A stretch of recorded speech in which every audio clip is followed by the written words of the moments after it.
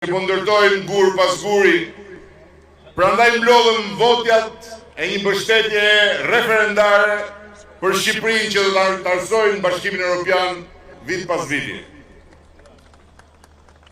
Këto zgjedhje përballën Shqipërinë që di çfarë do dhe di çfarë bën dhe punon e nuk ndalet duke u ngjitur lart e më lart me Shqipërinë që di vetëm kë nuk do dhe zi çfarë flet dhe shan e mallkon pa pushim duke ulur poshtë e më poshtë.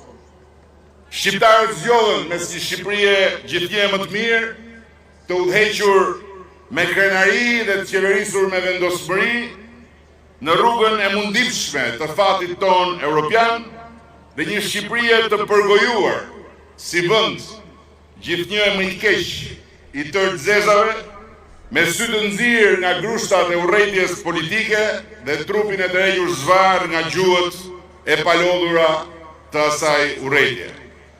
Mes dritës së yjeve të Europës dhe errësirës së gropës së një kapeleje fake, Shqipëria zgjodhi yjet. Mes ngjitjes vështirë në maj dhe rënies së mbyllur në umner, Shqipëria zgjodhi ngjitjen. Mes korit ton për Europën dhe një grumbull i radiosh të vjetra me ca tiki-take rreth rrotull, Shqipëria zgjodhi korin ton. Faleminderit Shqipëri. Në kujtesën time, kjo fjalë fitoreje ka qenë më e vështira gjë sot për të bërë një fjalë që arrin ta thot atë çka për mua është kjo fitore.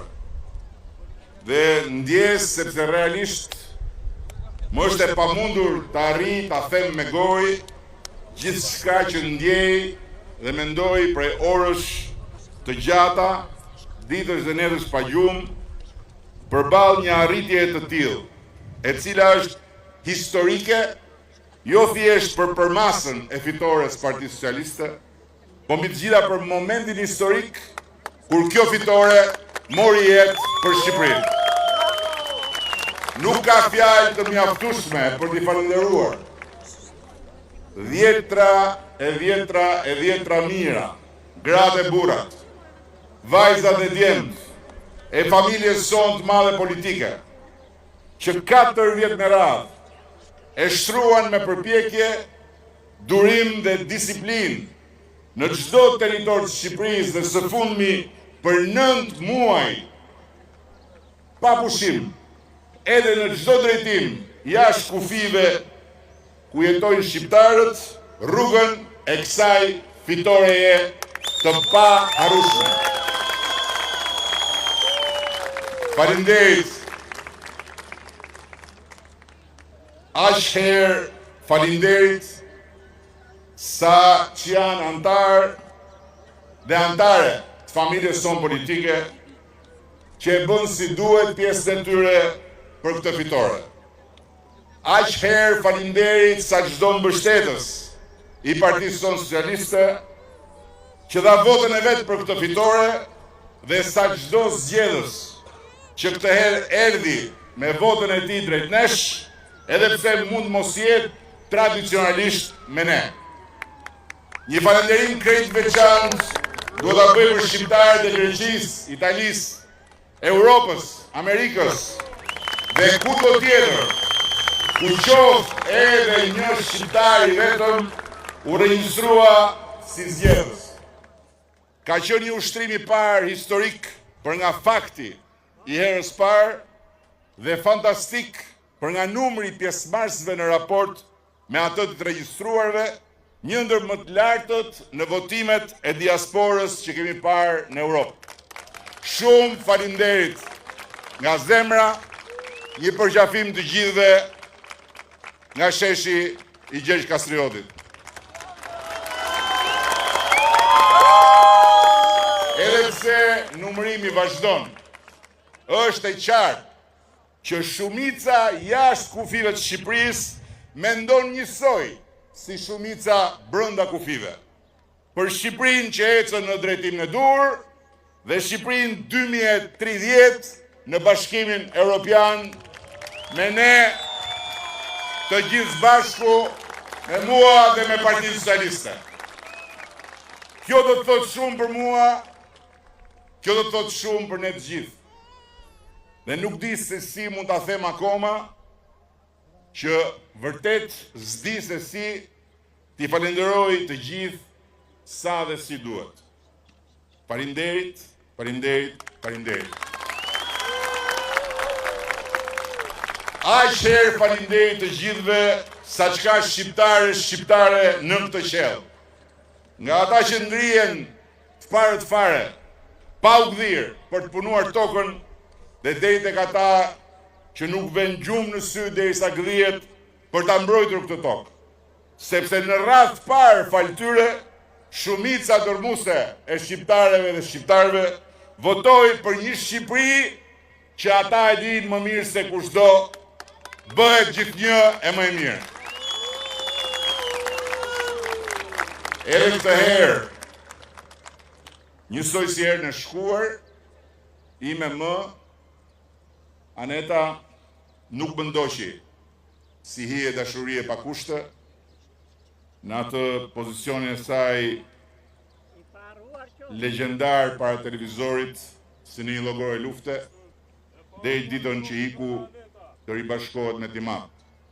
Por duke qenë se dhe këtë herë që të dy u toroqën jashtë nga varri në fushatën e mosozotshme të mosozotshmëve, dua t'u them të ma bëjnë halal dhe besoj se po na shohin nga lart së bashku dhe janë krenar për mua dhe janë krenar për Shqipërinë që ne të gjithë bashkë po ndërtojmë.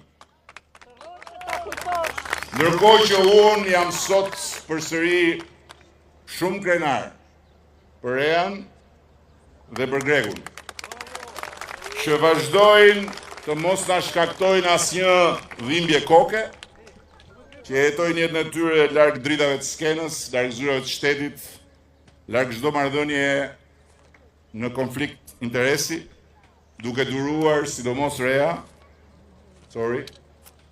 agresione të rënda verbale, shpifjesh nga më të neveritshmet.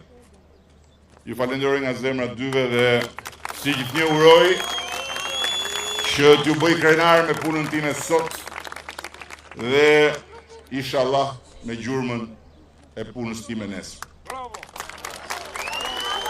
Por falenderimin më të veçantë e kam për të vetmen opozit që unë vazhdoj të mos arri ta mund dot. Por shoqër që më pranon në qeverinë e unitetit, Linda Ramën, maman e paepur të Zaos, nënën kryelar të Reas dhe shoqen besnike të Gregut.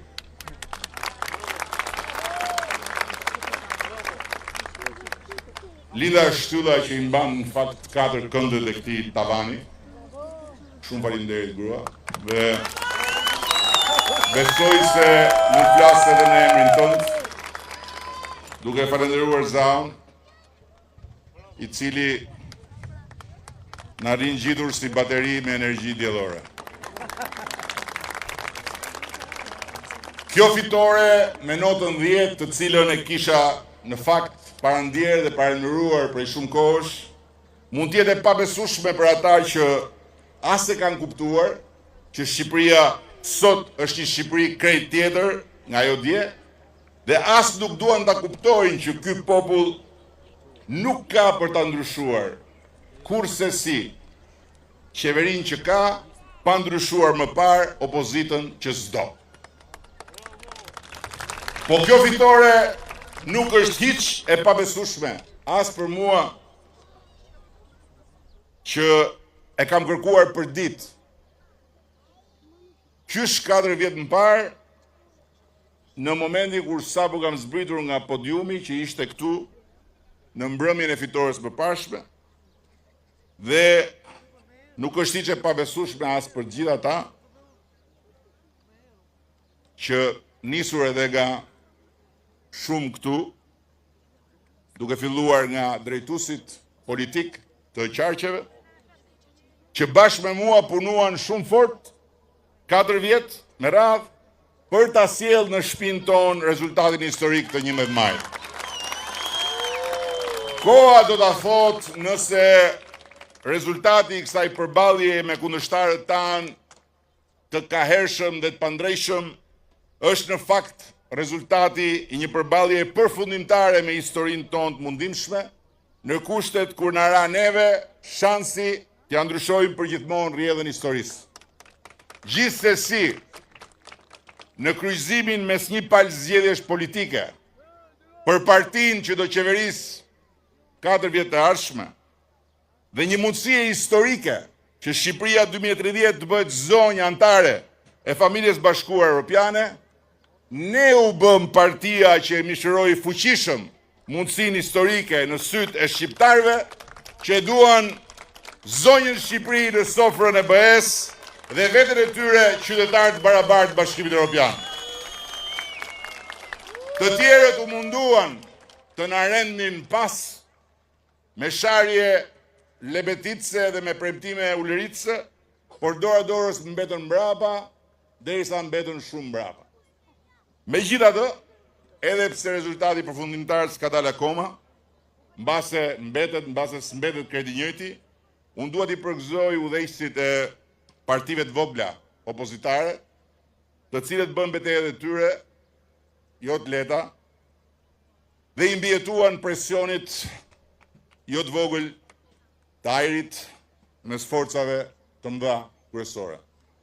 Uroj që të mos ecin mëtej në gjurmët e opozitës vjetër dhe të falimentuar totalisht, po të gjejnë mënyrat dhe të gjejnë durimin për të rritur si alternativa dhe jo si volume zanore në mexhelisin ton politik. Mandati që ne po mbyllim ishte deri tani mandati më i fortë qeverisës si një partie politike. Qysh prej vitit 1992. Ndërsa ky që sapo na kanë dhënë shqiptarët, do të jetë një mandat politikisht po aq i fortë sa ai i atij viti kthese në historinë politike të Shqipërisë pikërisht në 1992. Dhe ne do të bëjmë të pamundurën që ta bëjmë edhe një mandat po aq domethënës edhe historikisht, duke i mbyllur brenda vitit 2027 negociatat për antarësimin e Shqipërisë në Bashkimin Evropian dhe duke vendosur karrikën e Shqipërisë në tryezën e madhe të familjes europiane në vitin 2030. Koha e deshi që në këtë shesh Skënderbeut, kërthizë e Europës Ballkanit dhe xhevairi i kryeqytetit tonë europian, ne t'u kërkojmë shqiptarëve na e besojnë ne administrimin e shansit historik të bashkimit me Europën dhe ndarjes pa kthim një herë për gjithmonë me Azinë, të cilin fati pikërisht në këtë kohë e solli në duart e Shqipërisë. Dhe shqiptarët na e plotësuan kërkesën me një mbështetje po aq kuptimplot sa sfida e madhe që na risollin këtë shesh sot, si bartës të mandatit më të rëndësishëm dhe më sfidues të Partisë Socialiste, qyse të paktën unë jam krye të saj, një mandat i fuqishëm sa nuk ka, ama për të fituar një bast historik sa nuk ka. Me Europën për Shqipërinë dhe me Shqipërinë për Europën. Ky është një mandat për të bërë një me fatin europian që kalorsi mbi kokat tona, profeti ynë kombëtar Gjergj Kastrioti na e përcaktoi si fatin ton të patitërsueshëm dhe që pasti brezat tërë shqiptarësh e bartën duke e fshehur, duke e nxjerrë përsëri, duke e mbuluar, duke e rizbuluar përsëri, duke e mohuar me gojë, duke e ripohuar me akte në kalvarin disa shekullor për mbijetesë. Derisa rindasit tan, herojtë e pavarësisë, luftarët e mendimit patriotik shqiptar, na e lanë të shkruar me alfabetin shqip dhe të stampuar në flamurin e kuq me shkapën dy krenare, përmes një odiseje të pafundme ka përcimi kora, shtypse dhe mjegullash verbuse, që për ne dielli lind andej nga Perëndon dhe askull tjetër. Ky është një mandat për ta mbartur me shpirt ndërdhëm gurin e pavarësisë dhe drejtësisë dhe të barazisë para ligjit, derisa të mos e luaj më topi nga themelet e ngrejinës europiane të shtetit shqiptar, ku fantazmat e pandushkueshmërisë nuk do të gjejnë më kurrë vend. Ky është një mandat që shqiptarët na e besuan ne në një kohë kur gjëmimet dhe kanosjet e luftës dhe rëmuja e re gjeopolitike paralajmëron kohë me sfida të mëdha përpara. Sepse shqiptarët e dinë se vetëm ne dhe askush tjetër mund ta udhëheqim Shqipërinë në një kohë të tillë, pa humbur busullën dhe pa humbur ritmin. Ky është një mandat për një sfidë historike e cila na imponon të bëjmë çmosin për të qenë sa më të bashkuar dhe sa më të vetëdijshëm për fatin që na ka ardhur në dorë, po nuk na ka ardhur për gjithmonë. Prandaj na takon ne të japim fund historisë si një popull i dorës dytë, të nëpërkëmbur dhe të përjashtuar nga fati i vet, dhe t'i dorëzojmë fëmijëve tanë një vend brenda kufive të Bashkimit Evropian, ku askush më kurrë të mos e shoh shqiptarin si të huaj dhe ku shqiptarët të jenë përgjithmonë zot barabartë shtëpie. Ky është një mandat për një Shqipëri të re, me një pozicion dhe fuqi të re, për të cilën ne do të arrisim prodhimin kombëtar nga 25 miliard euro që e kemi sot në 35 miliard euro. Do t'i rrisim të ardhurat për frym nga 10.400 euro që i kemi sot në të paktën 15.000 euro. Do të arrisim pagën mesatare në sektorin publik nga 1.000 euro që e kemi sot në të paktën 1.200 euro. Do të arrisim pagën e përgjithshme mesatare nga 830 euro që e kemi sot në mbi 1.000 euro. Ky është një mandat ku ne do të jemi më pranë se asnjëherë pensionistëve, me synimin që ta ngrem pensionin minimal në 200 euro, ndërkohë që pagën minimale do ta ngrem nga janari 2026 në 500 euro. Dhe në Shqipërinë 2030 paga minimale do të jetë të paktën 650 euro. Ky është një mandat për Shqipërinë turistike, me investime shëmbullore të nivelit më të lartë nga veriu në jug dhe me Tiranën si platformë me një koleksioni spektakolar të arkitekturës. Ky është një mandat për Shqipërinë me një industri të rilindur ushtarake dhe me një industri të zhvilluar agro-ushqimore. Ky është një mandat për Shqipërinë me një nivel ende më të lartë sigurie dhe rrugë kombëtare, qytetet mëdha e shkolla të mbuluara me kamera inteligjente për sigurinë e të gjithë fëmijëve tanë rreth parë. Ky është një mandat për Shqipërinë me një qendër shëndetësore rajonale ekselence në kompleksin e QSUT-s dhe një spital ultramodern të gjeneratës fundit në zonën e Durrësit. Ky është një mandat për Shqipërinë me një universitet evropian mjekësie dhe me një nivel të ri mbrojtje të mjedisit dhe administrimit mbetjeve. Ky është një mandat për Shqipërinë me shërbime ende më moderne për qytetarët digjitale, me një arsim ende më të zhvilluar digital, me parqe të zhvilluara digjitale dhe me një ekosistem shumë më të zhvilluar digital. Ky është një mandat për Shqipërinë me korridorin blu dhe korridorin e 8 që do të hyjnë në operim, me portin e madh tregtar të Durrësit që do të hyjë në operim, me portet turistike në operim, me të 4 aeroportet në operim dhe me kurudhat kryesore në kantier. Ky është një mandat me besim të lartë për një besim të lartë tek Shqipëria. Tamam siç e pa Naimi kur u ngazllye dhe këndoi ja ke vërtet pse rri e qet për Shqipërinë ditët e mira pas këtaj vinë, shkoi errësira, lum kushtërrojnë, ta shoh zonjë. Motra dhe vëllezër, shok dhe shoqe, Është disa të herë gjatë këtyre javëve që do të përsëris se unë nuk besoj tek rastësit, se nuk ka mundësi tjetë kaq e mrekullueshme rastësia, kur pasi populli, duke e përgjigjur fuqishëm thirrjes son nga ky shesh e pastaj në të tëra sheshet e rrugët e Shqipërisë, i ka transformuar zgjedhjet politike në një referendum për bashkimin sa më parë të Shqipërisë me Europën. Europa mbar do vi e do zbres në këtë shesh, duke filluar nga nesër, me tërë udhëheqësit e saj, ndër të cilët kryeministri i Britanisë së Madhe vjen i pari për ta nisur qëndrimin e tij në Tiranë me një vizitë bilaterale e para në histori e një shefi të qeverisë britanike, ndërsa presidenti i Francës largohet i fundit pasi do të qëndroj pas summitit për vizitën e tij të dytë bilaterale në Tiranë. Shqipëria e 3 ditëve që vijnë do të jetë në kuptimin e vërtet fjalës qendra e Europës.